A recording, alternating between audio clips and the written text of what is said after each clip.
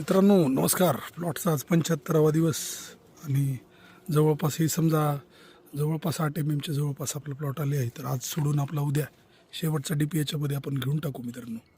आणि आता हे ॲव्हरेज साईज जर आपण बघितले, ॲव्हरेज म्हणतोय मी, काही घडं पुढं पण आहेत, काही घडं थोडेसे मागं पण आहेत, पण ॲव्हरेज साईज आपल्याला या ठिकाणी 20 ते 25 mm 25 mmच्या जवळपास येऊन जाते. आता पाणी उतरायला आपल्याला इथून पुढं ॲटलिस्ट 15 दिवस आहेत समजून चला, की 15 दिवसात पाणी उतरायला चालू होईल. तर तोपर्यंत आपल्याला 2-3 mm साईज याच्यामध्ये आणखी होईल. म्हणजे समजून चला की ॲव्हरेज हे 28ला 29ला येऊन जाईल या डीपमध्ये शेवटच्या. आणि पाणी उतरल्यानंतर 1-2 mm. सो असं एक 30-32च्या जवळपास हे साईज ॲव्हरेज आपली जाईल.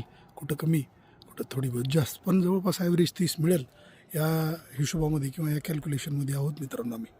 सो आता पाहूयात याच्यामध्ये कशा डेव्हलपमेंट स्टेजेस आणखी व्यवस्थितरित्या येऊन जातात.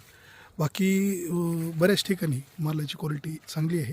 काही ठिकाणी जिथं प्लॅन्ट हेल्थची अडचण आहे तिथं थोडंसं 19-20 आहे माल आणि थोडीशी मालाची क्वांटिटी पण कमी आहे. आता आज अमावस्या, आजचा दिवस काम सोडून आम्ही उद्या याला नेट झाकायचं काम चालू करून देऊ आणि नेट झाकून घेऊ याच्यामध्ये.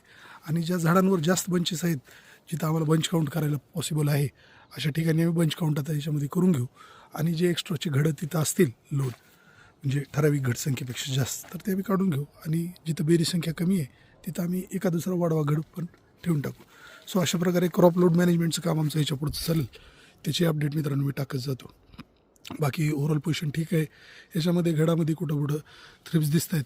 सो आता आम्ही थ्रिप्ससाठी इथे या ठिकाणी एखादं ॲप्लिकेशन करू आणि त्याच्यानंतर आम्ही सल्फर डस्टिंग आणि जवळपास काम आमचं या ठिकाणी स्प्रेइंगमधलं संपून जाईल मित्रांनो.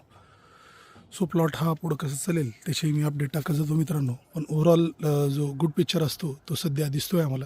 आणि या ठिकाणी फार जास्त काही प्रॉब्लेमॅटिक सिच्युएशन राहील असं वाटत नाही. आणि प्लॉट जवळपास आता बऱ्यापैकी मूव ऑन आहे आणि बऱ्यापैकी ठीकठाक याच्यामध्ये आपल्याला इम्प्रूव्हमेंट्स दिसत आहेत.